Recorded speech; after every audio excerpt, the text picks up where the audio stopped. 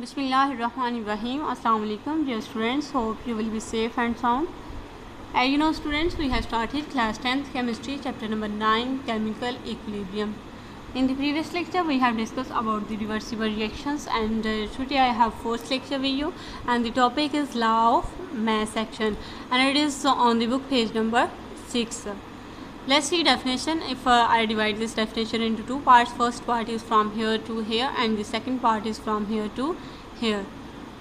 In the first part we will discuss about the individual substances, and in the second part we will discuss about the Hall reactions. Let's see first part. According to law of mass action, the rate at which a substance reacts is directly proportional to its active mass. इसमें law of mass action के according इस first part में बात हो रही है rate of reaction की और एक्टिव मैस की. रेट ऑफ जो रिएक्शन है वो स्पीड ही होता है किसी भी केमिकल रिएक्शन की, और ये डायरेक्टली प्रोपोर्शनल है एक्टिव मैस के. तो एक्टिव मैस हमारे पास क्या है जिसके जो है वो rate of reaction directly proportional है.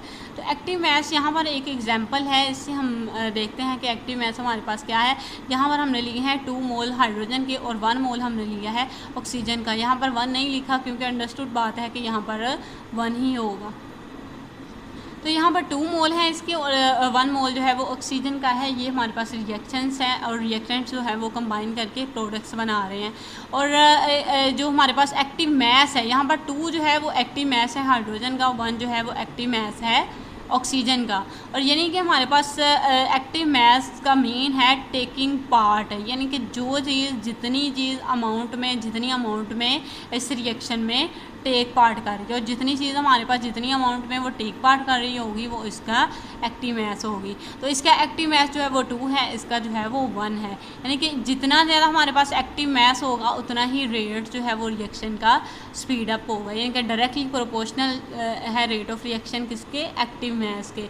जितना ज़्यादा हमारे पास रेट ऑफ रिएक्शन होगा उतना ही हमारे पास जो है वो एक्टिव मैस भी ज़्यादा है. इट्स मीन कि यहाँ पर एक्टिव मैस अगर ज़्यादा है तो रेट ऑफ रिएक्शन हमारे पास ज़्यादा होगा. तो दूसरी हमारे पास पार्ट में बात हो रही है कि rate of reaction is directly proportional to products of the active masses. अब हमारे पास इसके एक्टिव मैसेज जो है इनका प्रोडक्ट हमने देखना है. 2 इसका है, 1 इसका है, यहाँ पर आ गया 3 हमारे पास. 3 जो है वो एक्टिव मैसेज का प्रोडक्ट्स है किसके, रिएक्टिंग सब्सटेंसेस के. रिएक्ट कर रही हैं ये स्पीशीज़, इनके जो रिएक्टिंग सब्सटेंसेस है इनके एक्टिव मैस का प्रोडक्ट्स जो है उसके डायरेक्टली प्रोपोर्शनल क्या है, रेट ऑफ रिएक्शन है.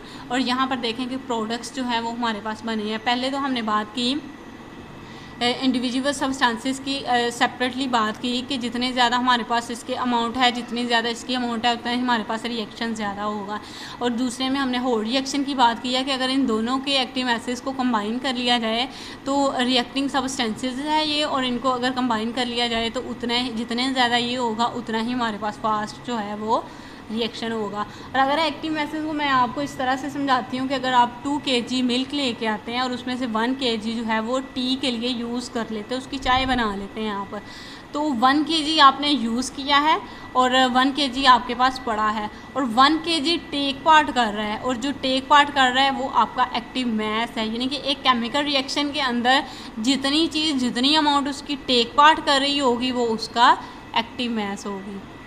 तो लॉ ऑफ मैस एक्शन जो है वो गलबर्ग और वेग 2 साइंटिस्ट थे, इन्होंने 1869 में दिया था. और यहाँ पर जो एक्टिव मैस है ये उस मोलर कंसंट्रेशंस ही होती हैं. इसका यूनिट जो है वो मोल पर DM³ है और उसको हम स्क्वायर ब्रैकेट से इंडिकेट करते हैं. तो ये था हमारा लॉ ऑफ मैस एक्शन जिसमें हमने इसकी डेफिनेशन को डिस्कस किया, और अब हम इसकी एक्सप्लेनेशन में आते हैं. और आपको पता है कि जो लॉ ऑफ मैस एक्शन है वो एप्लीकेबल है रिवर्सिबल रिएक्शंस के ऊपर. रिवर्सिबल रिएक्शंस के ऊपर क्यों है, हम इस चैप्टर में केमिकल इक्विलिब्रियम में जितने भी टॉपिक्स को डिस्कस करेंगे वो सारे ही रिवर्सिबल रिएक्शंस पे ही डिपेंड डिपेंड कर रहे होंगे, क्योंकि रिवर्सिबल रिएक्शन में इक्विलिब्रियम की स्टेट आती है और इक्विलिब्रियम स्टेट को ही हम फॉलो करके जो है वो किसी भी रिएक्शन का रिजल्ट देखते हैं। तो यहाँ पर अगर हम बात करें इस लॉ ऑफ मैस एक्शन को कंसीडर करते हुए, हमने यहाँ पर एक रिएक्शन लिखा है जिसमें रिएक्टेंट्स जो है वो हमारे पास ए और बी है और प्रोडक्ट्स हमारे पास हैं सी और डी। तो हमारे पास जो रिएक्टेंट्स हैं वो ए और बी हैं और ये रिएक्ट करके प्रोडक्ट्स बना रहे हैं और ये फॉरवर्ड रिएक्शन के ज़रिए हो रहा है। और इसी तरह प्रोडक्ट्स हमारे पास जो है वो रिएक्टेंट्स बना रहे हैं और ये रिवर्स रिएक्शन के ज़रिए हो रहा है और ये इक्विलिब्रियम के, ये रिवर्सिबल रिएक्शन है और इसमें एक इक्विलिब्रियम की स्टेज है। तो अगर हम देखें हमारे पास ये हमने इसको लॉ ऑफ मैस एक्शन इस पर अप्लाई करना है, तो उसके अकॉर्डिंग हमने इसको स्क्वायर ब्रैकेट्स में लिख लेना है। और स्क्वायर ब्रैकेट्स में हम लिखेंगे तो इसको हम कैसे पढ़ेंगे कि molar concentrations of A B C and D respectively.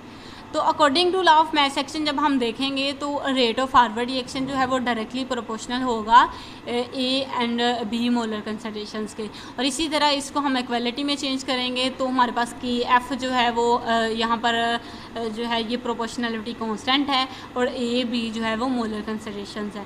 इसी तरह अगर हम रेट रिवर्स रिएक्शन का देखेंगे तो ये डायरेक्टली प्रोपोर्शनल किसके है, सी और डी मोलर कंसंट्रेशंस के। और इसको भी इक्वालिटी में चेंज करेंगे तो ये हमारे पास के R C D molar concentrations आ जाएंगे और के आर और के एफ यहाँ पर जो हमारे पास है ये प्रोपोर्शनलिटी कांस्टेंट्स हैं।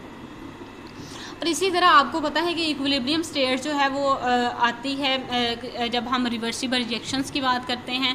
तो यहाँ पर अगर हम इसको इक्विलिब्रियम स्टेट के ऊपर देखते हैं तो जितने हमारे पास रिएक्टेंट्स होंगे उतने हमारे पास प्रोडक्ट्स होंगे और जितने प्रोडक्ट्स रिएक्टेंट्स में कन्वर्ट हो रहे हैं उतने ही रिएक्टेंट्स प्रोडक्ट्स में कन्वर्ट हो रहे हैं। तो इसमें क्या होता है कि rate of forward reaction is equal to rate of reverse reaction.